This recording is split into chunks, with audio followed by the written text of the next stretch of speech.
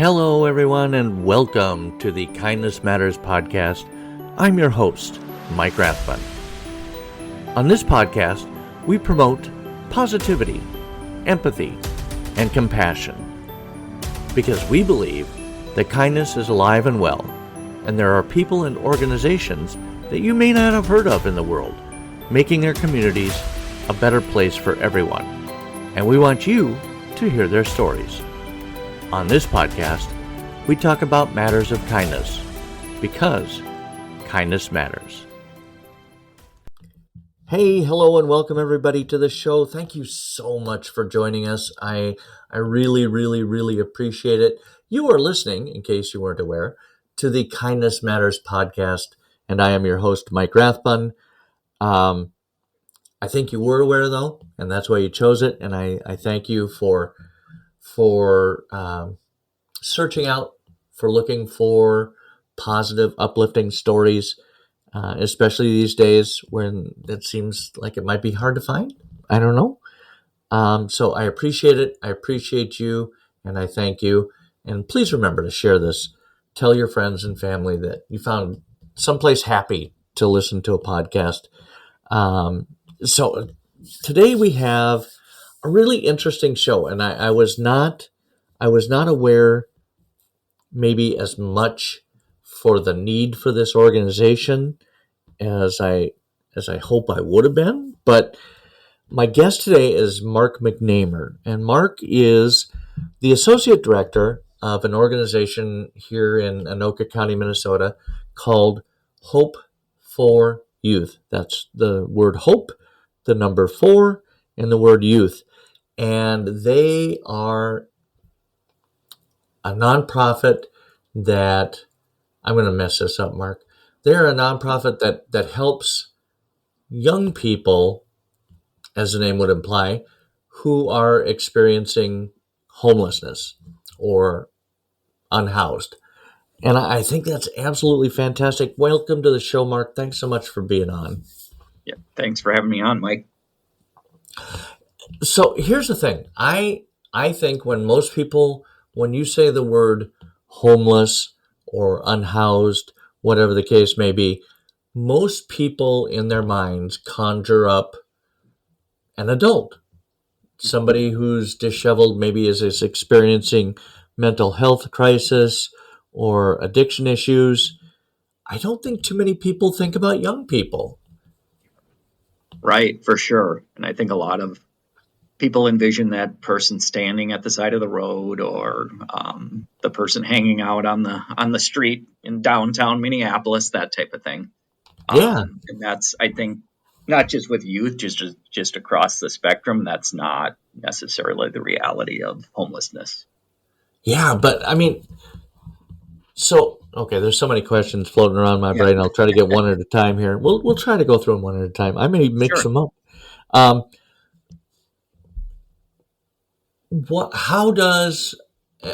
First I think we should probably start with the parameters. When your organization says Hope for Youth, how old are these kids that we're talking about? So when we say youth, we're talking 16 to 24-year-olds. So okay. And that is somewhat of a kind of nationally defined criteria for kind of youth serving agencies. So that was kind of put in place probably 20 plus years ago to really identify that age group, from up to 24 years old. So okay, I mean, at my age, a 30-year-old is still a youth. So exactly, I'm a kid, right? And I always like to kind of put it in terms of, I have kids in my house that are college age kids, and they're not. They're pushing that 23, 24, and, kids come back and they need assistance, they need guidance. And, so that's really, if you put it into that mindset, that's really kind of what we're looking at, is those young people that are still developing and looking for guidance and still trying to kind of launch themselves into the world. So. Yeah, my youngest is 30 and still calls me for advice. So. Exactly. Right. And they still move back in sometimes, right? Sometimes Yes, they do. Yeah. So how does a 16, 17, 18-year-old person find themselves without a place to live? And I realize there's no one blanket answer for Right. this, Right. but how does that even come about? You I know, it mean, I really is know, a right, a right? really a variety of things. I mean, I think um, family dynamics obviously play a huge role in that. And sometimes young people are, fleeing domestic situations, unhealthy home lives, drug and alcohol use in the home, Okay, and that kind of, puts them in situations where maybe they're just not feeling safe, not feeling like they're in a good environment. Sometimes it's just families that are down and out, and oftentimes it's the older kids that are kind of pushed away or pushed out just because the families don't have the means. wow, We do work a lot with young people exiting foster care as an example, when they turn 18 and just don't have a place to go. So it really is a variety of reasons. yeah. I never actually thought about foster care because and you hear the term aged out of foster care before. Right, I right. never stopped to think about where does that person then go, Yeah, and and I mean, if they don't have they exit foster care and they don't have someplace set up, they're right. couch surfing or sleeping in their car or any number of things, Exactly. right? Yeah, right. And I mean, the couch surfing thing is I mean, we can all probably think of someone we know, that's put up a kid in their Yeah. in their extra room or on the couch. Maybe their son or daughter brings someone home, and hey, my friend of mine doesn't have anywhere to go. Can they stay here? So there's a lot of that goes on that's really isn't documented or isn't put out there in the world. So yeah. Now, do you count those couch surfers as homeless for your Oh, purposes? yeah, for our purposes, yes, because technically, if they're unsure, they can lay their head there that night. That's kind of the definition of homelessness. So, Yeah. and again, if you look at how the federal government defines it versus the state versus organizations, it might differ a little bit, but there Okay. there tends to be kind of a general consensus of what that is. So, What defines homeless right, or right, and unhoused? obviously, yeah, and if Is you're there working with one the phrase that's six. better than another? The Homeless or what? unhoused? We used homeless. I know unhoused is kind of a term that's being used now, which fits. I think it puts a little less stigma on the individual, because they don't, right, they're unhoused and they have no place to go. So that's um, Right. the So, kind of so shift. unhoused seems to be kind of a, a fad, do you think, Yeah, or just kind well, of a a movement, right, of just redefining, um, what got homelessness it? is. So yeah, So, how many kids are we talking about that find themselves kids? right. How Yep. many individuals do we find? Are we talking about? So if you look kind of statewide, and we tend to use Wilder Research's. They do a study every few years, but they estimate that 13,000 Minnesota kids annually are homeless. Whoa, And on any given night, there can be up to 6,000 individual youth across the state of Minnesota that don't have a permanent, stable place to stay. that Um, seems yeah. high to me. Yeah. So, and then if you kind of put that into Anoka County, and the work that we do, so last year we saw 650 youth total coming through our center, our resource center, and that was even last year that was a 30% increase from the year before. Through August this year, we've already exceeded that number. Oh So, my God, we're seeing 650 youth already through the month of August at our center in Anoka. So now those kids we do draw those kids from northwest suburbs, and it's not necessarily all Anoka County, but it's definitely geographically this area. Yeah. right? Is it okay? And something I was thinking about, is there a seasonal influx? Do you see more? Um, how do we refer to them as clients? Yeah, we participants, clients. Participants Okay. is generally what we say. Yeah. Do you see more participants when the weather here in Minnesota turns ugly and nasty? I mean, does that fluctuate? Right, it's interesting. We've tried to we do graph kind of the what it looks like.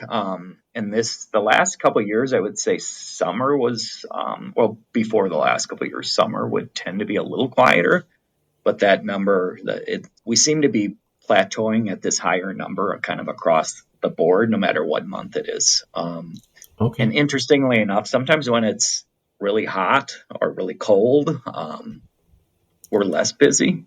And it's interesting. maybe it's just not moving around. I think when it's really cold, sometimes people are more apt to say, you can stay here until the weather warms up a little. But again, 20 degrees in Minnesota, it's a tough time to be outside, sleeping in a car or in a tent or, in the woods or whatever it is. So that's a Absolutely. tough deal. So, any idea why you've been seeing the increase this year?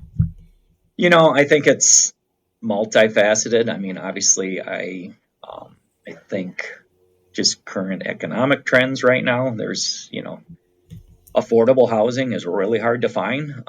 We Yeah. were kind of talking earlier about our own kids and, Yeah.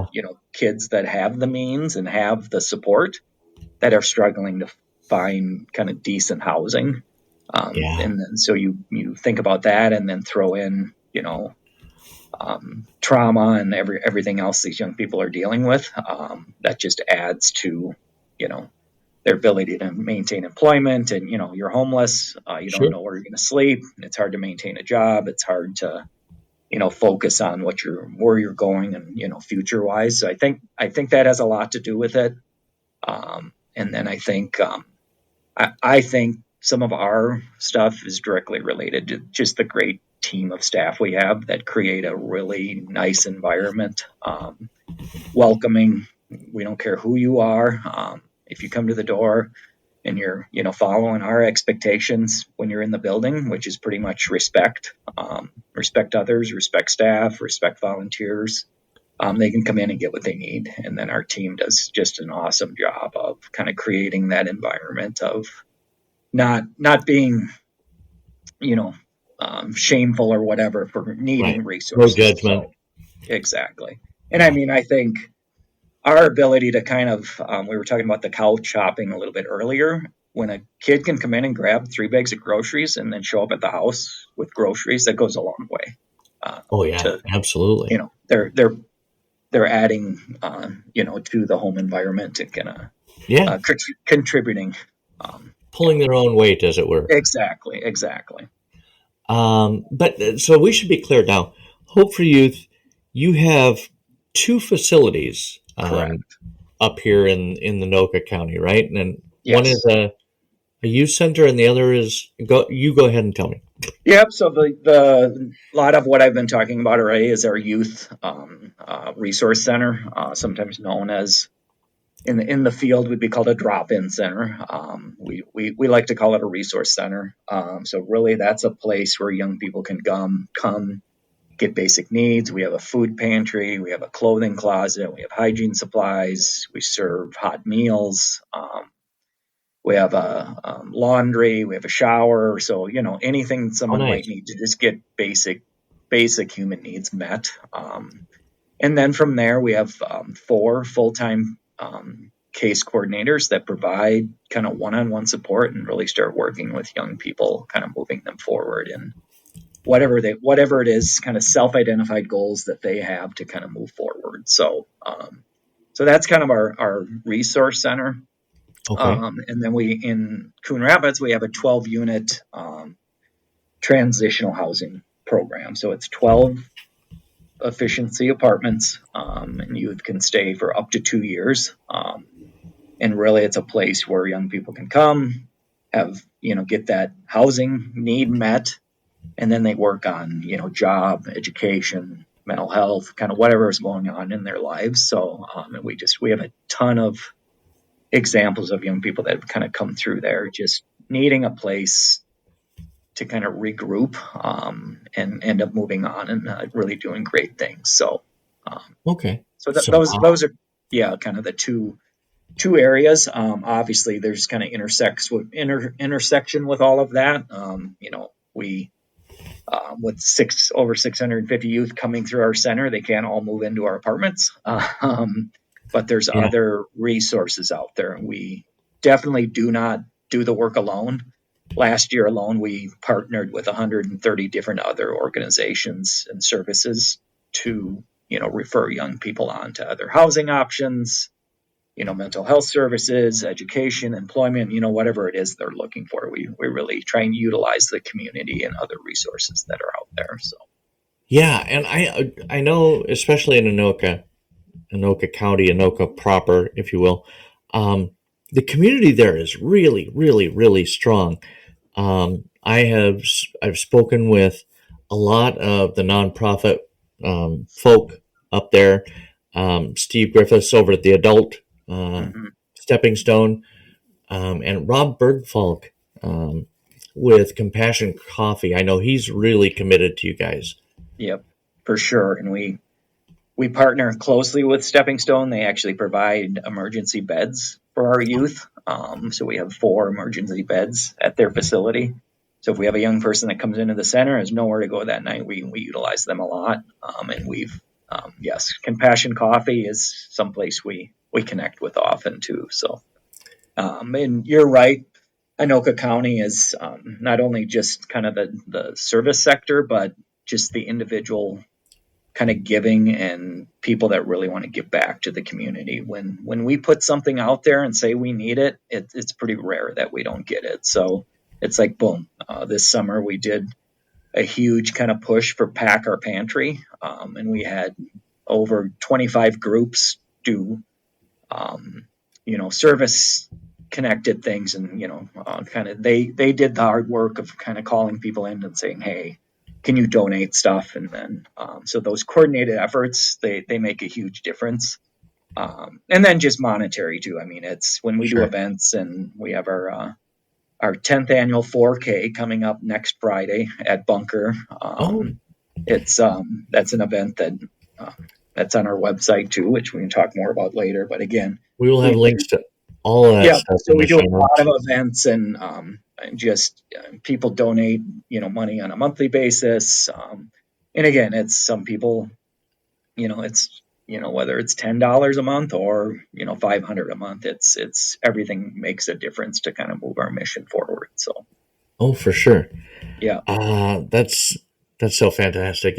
And I know money's tight these days, and it's probably maybe you're not getting the number of donations or the amount of donations that you're used to.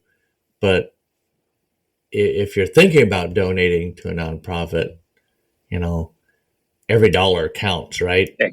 exactly. So So no and dollar we've gets actually wasted. seen. I mean, our just with some of the recent cuts, and the unknowns of kind of federal funding, and the state is pausing on a lot of things, like, okay, we don't know what's going to happen here. Yeah. I would say our community and our private donors have stepped up to an unbelievable level. So we have a huge core of volunteers that come in here, and first thing, when all of this stuff kind of started happening, boom, people were coming to our door saying, how can we help? So Nice. there's in all of the madness, sometimes, I mean, that you see that, that that positivity and people really wanting to help, and that kindness piece for sure. So I was going to say, really restores your faith in humanity, doesn't it? exactly. Yeah. Um, and I think when we talk about any type of homeless situation out there, it's easy for some of us to just go, well, that would never happen to me, or Right. that would never happen to my kid. But these people existed in this world. It's a theme that kind of runs through all of the nonprofits that I've been talking to, whether it was Susan Dearson when she was executive director of NACE, the food shelf up here in Ham Lake, or East Bethel, I think, or anybody else, it's like some people, some individuals are like one bad Right. event away from finding themselves in these situations. Exactly. And it's, it really is about um, having someone to fall back on. And we see that a ton with the youth that come through these programs. They show up, they come back. They might be stably housed and maybe just need some groceries. Or they just come back and reconnect. And so if you put it into that perspective, and we talked a little bit earlier just about you take a kid that's in from a stable situation and goes off to college, or I mean, they come back. They have that kind of safety net behind them. If people can just kind of put that in their brain, like a relative or their own kid or a friend of one of your kids, just having that safety net and think about something that's maybe happened in their life that might have derailed them from no fault of their own, or things happen in life. So Yeah. you put the safety net behind them with a solid family or solid friend group that looks different than someone that is struggling already and doesn't have that connection. So I mean that connection piece is huge. So we really try and work on that. We start with the basic needs and really try and build that relationship with young people, and let them kind of make the move. We don't push our agenda. We don't push, we try and meet them where they're at. And 99 out of 100 times, that kid starts opening up and they start talking to our staff about what they need. Yeah. And then that's where the magic, or that stabilization and the launch to self sufficiency really starts. So Yeah, because these kids could be any kid. It might be somebody that you see today standing at a bus stop waiting for a bus, and 3 years from now, they could be finding themselves where needing your assistance, right? exactly. Yeah. It's, yeah, you can't judge. And Uh, it really too, the really interesting part is some of these younger kids that are still in high school, that's their place. So they tend to make an effort to get there. They show up.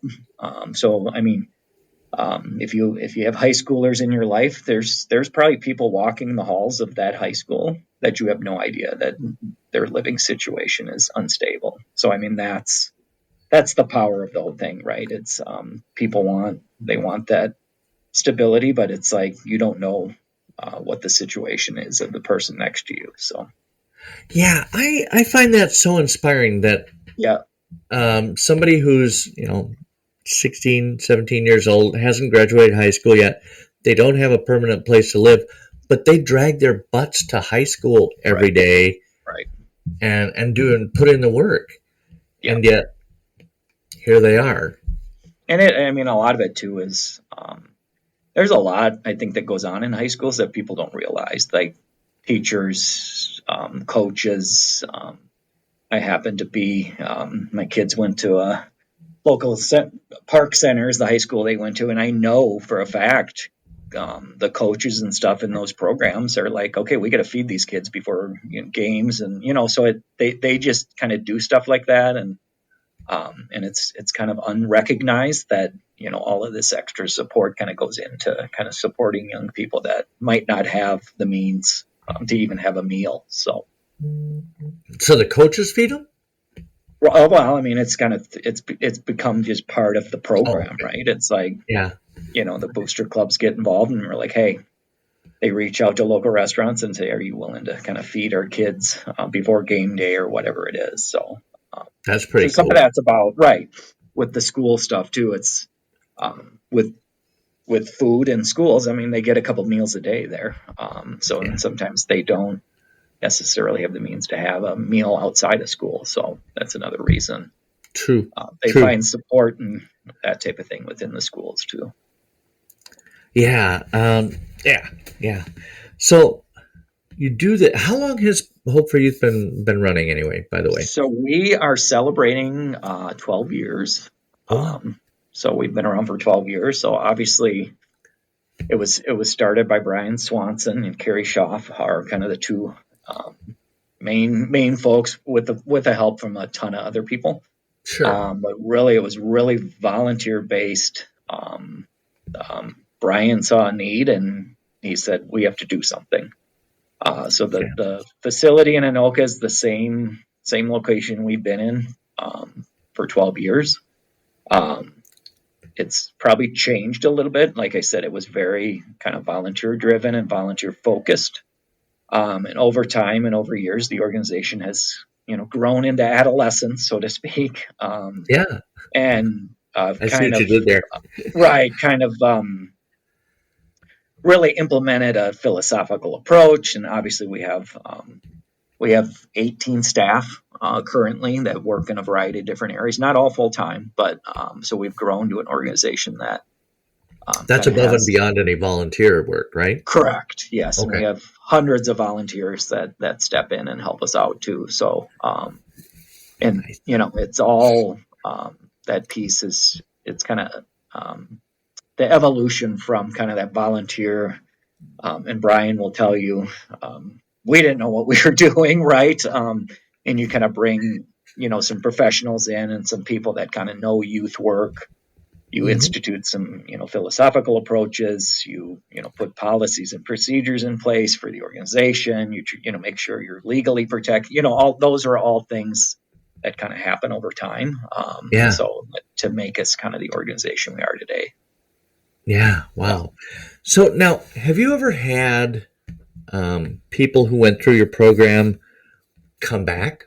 You mentioned something about it before, and what does that look like? Right. Yeah. So we, interestingly enough, one of the young women that left our apartments, I think she's been gone was year and a half.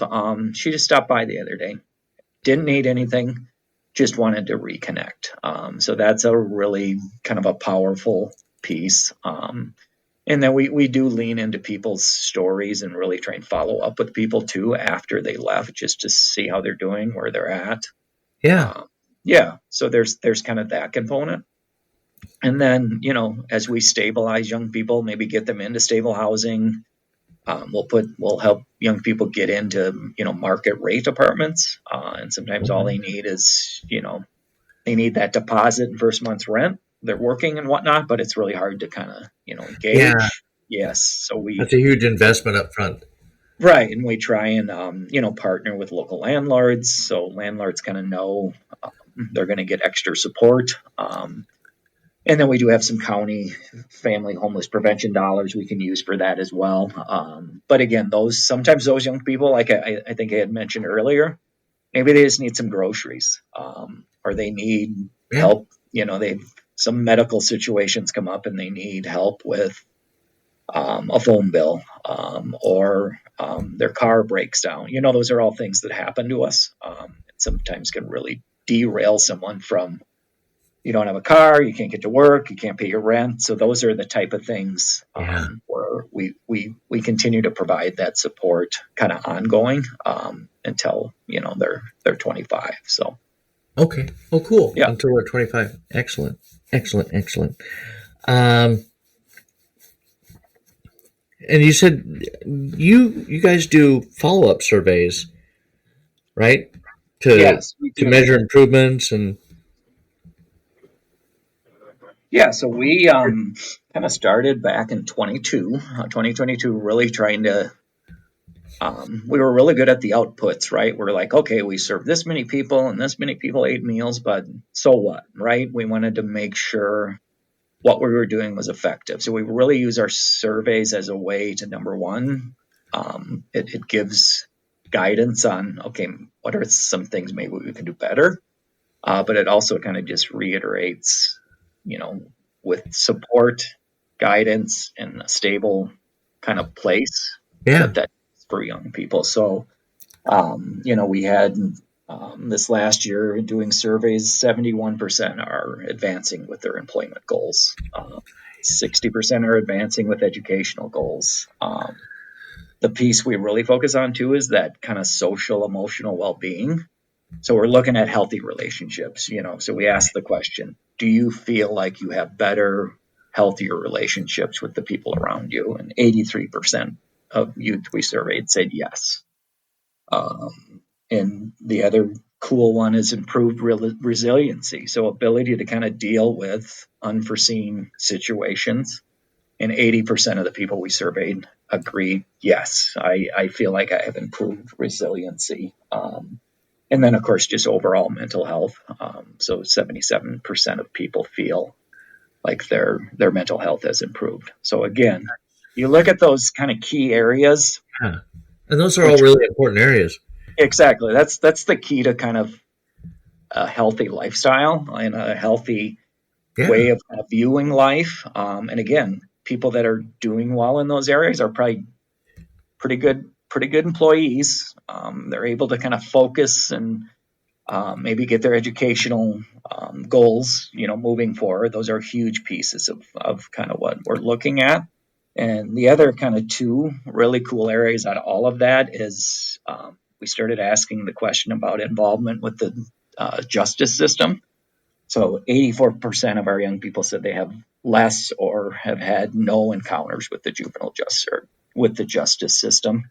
And then the other cool one is just reduction of drug and alcohol use. 85% say, they're not using drugs or alcohol as a crutch or whatever. So Excellent. those are, kind of secondary pieces. We actually have some Office of Juvenile Program dollars that we use, and it's not about it's pretty much a proven fact. If you keep young people stably housed in school,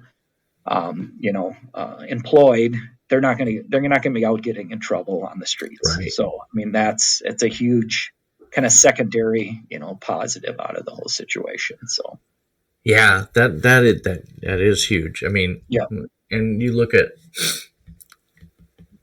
crime anywhere, and it seems like here in Minnesota, at least, or maybe just because I'm seeing it on the news more, is that there's a lot of youth crime, and it all goes back to those things, right? The right, stability, the housing, the work, what have you, and as long as they have those things, yeah, generally speaking, they're not going to be getting in trouble.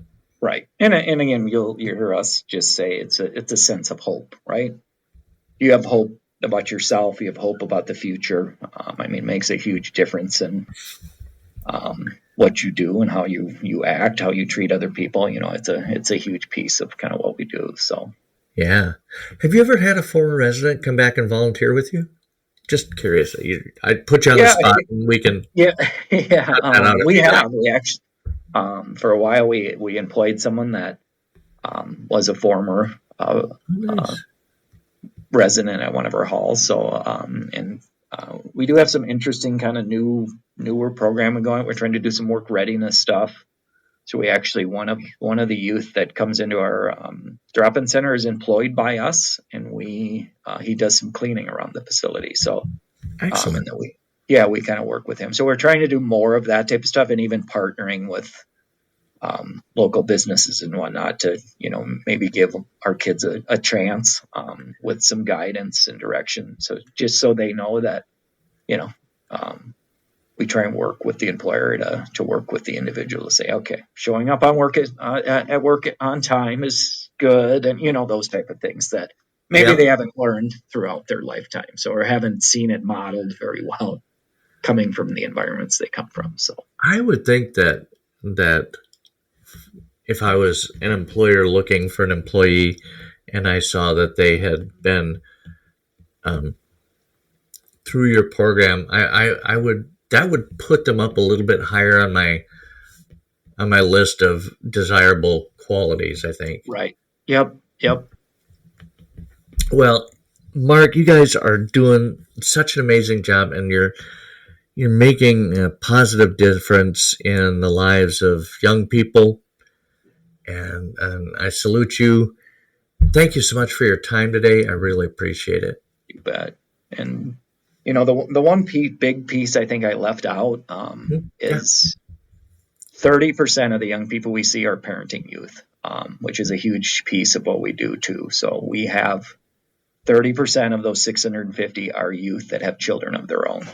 So we're, a big piece of what we're doing is trying to stop that, that cycle of intergenerational kind of homelessness. I did not So know we do right. So I had to get that out there because it's a big piece of what we do. I mean, we Yeah. provide basic needs support for those young people, housing, and you haven't seen a sad situation until you have a 19-year-old with a 6-month-old baby that has nowhere to go. And it's heartbreaking. It's 20 degrees out, 10 below Yeah. zero, whatever it is.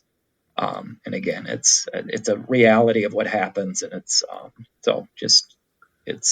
important that, we recognize that and kind of help those young people move forward. So, Oh, for sure. yeah. How do you even? I mean, is that something new that you're seeing? No, Probably well, not. probably not. I mean, it's kind of been a pretty steady number the past few years. And again, we are working with 24 up to 24-year-olds. So, Sure. yeah. A little And more if you frequent go up there, but right, if you go on our website, there's some cool videos and stories about some of the young people we help. So, and there's a couple that comes to mind where they were homeless and had some medical issues and just a lot of things going against them with a child, and we were able to kind of stabilize them, help them get stabilized, and they're doing great now. So it's right, and it's all about that finding stabilization and which kind of moves them forward. So yeah, I was not aware of that. Wow. yeah. Well, now you guys are really amazing. Yeah. Yeah. And again, we have a ton of kind of success stories and some great videos and stuff on our website too, if people want to Yep. check that out. The link will be in the show notes, folks, for Hope for Youth's website. Go there if you feel called to, lend them a hand, volunteer, give them cash, whatever the case might be. It's a great organization, and they really are making an extremely positive difference in the lives of so many people all over. Yes. Thanks for coming on, Mark. I really appreciate it, and good luck with your. Is it a 5K? It's a 4K, so it's actually a luminary walk. So we do it at dusk on the Bunker Hills Golf Course, and it's really kind of a neat event. It's kind of meant to be kind of reflection as people are out when it's dark, just to think about what it would be like to be out there when it's dark with no place to go. So I didn't put it together right away. I'm not the sharpest tool in the shed there. Hey, that's all right. But yeah, it's a great event, and you don't have to run or anything. You can just walk it. So perfect for somebody like me. Yeah, exactly. So, well, thanks a lot for having me on, Mike. You're very, very welcome, and we will be in touch soon. Take care. Right. Thank you. Yep. Bye. I want to sincerely thank you so much for listening to this episode of the Kindness Matters podcast with my guest, Mark McNamer from Hope for Youth. You may have noticed that during our conversation, Mark and I talked about the Longest Night 4K event that they have coming up. Unfortunately, that event is going to be over by the time that this episode airs, but please note they will be having another event that you can participate in, and that's Out of the Cold event. Look for the link for that, how you can help out, how you can get involved in the show notes. I hope this episode left you feeling a little easier, a little more hopeful about the state of the world we all share, thanks to kindness. If you enjoyed this episode, please feel free to tell your friends, family, and coworkers about us. And also, don't forget to subscribe to our newsletter for more uplifting content. It's free, and there's a link to sign up in the show notes. You've been listening to the Kindness Matters podcast, and I am your host, Mike Rathbun. We will be back again next week with a brand new episode, and we would be honored if you would join us again. Until then, remember, kindness matters, and so do you.